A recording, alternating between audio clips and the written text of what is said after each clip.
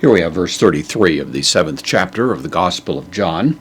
We're in the midst of a conversation that's going on, a rather adversarial conversation, I suppose, between Jesus on the one hand, religious leaders on the other, and of course the onlooking crowd, which is divided in its opinions as to what exactly is going on.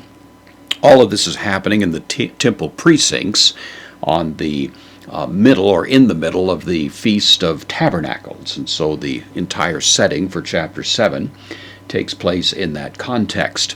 The religious leaders are beginning to develop a head of steam in their antipathy toward Christ, and they've actually sent some emissaries, some delegates who are going to attempt to take him, try to bring him into custody. Of course, it's a delicate problem because the crowds are divided, and some of them hold Jesus in the highest esteem, and so anything that is going to take place will require a certain amount of diplomacy. That's one of the biggest challenges these religious leaders were facing. Jesus, of course, knows what's up. He knows that he is the target of these attempts on their part to take him into custody, to somehow try to silence him.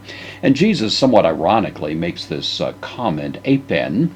This is from Lego, I say. It's the second aorist, third person singular, aorist active indicative. So he said, un, postpositive, therefore, who, or ho Jesus, the subject of the verb. So Jesus therefore said, eti, it's an adverb, it means yet or still.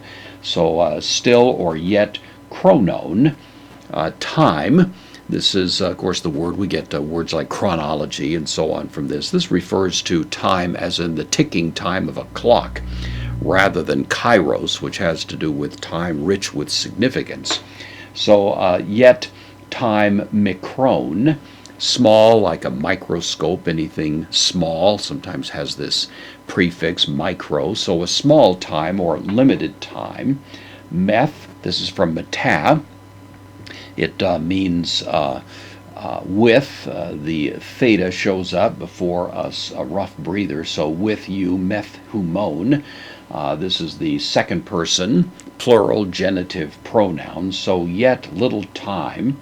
With you, me, I am. I'm only with you for a little bit of time.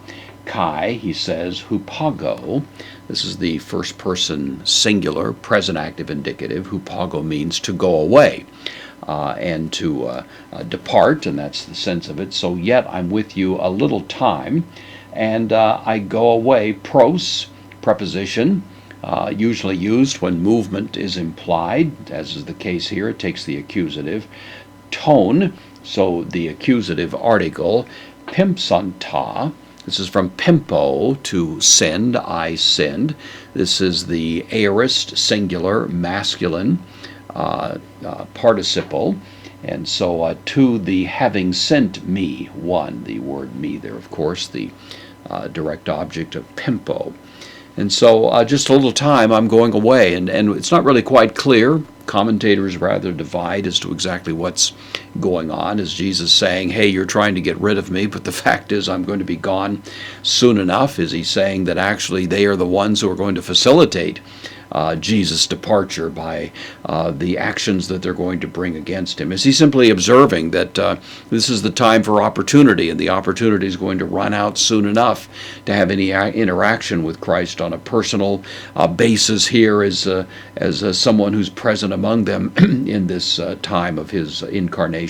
Hard to say, but one thing or one way or another, of course, what he's saying is that it's fairly limited time that is going to elapse before he departs. Most think that he's within about 6 months at this point of his crucifixion. This is probably in the fall, and so the following spring, around the time of Passover, is going to be when these great events of the gospel take place.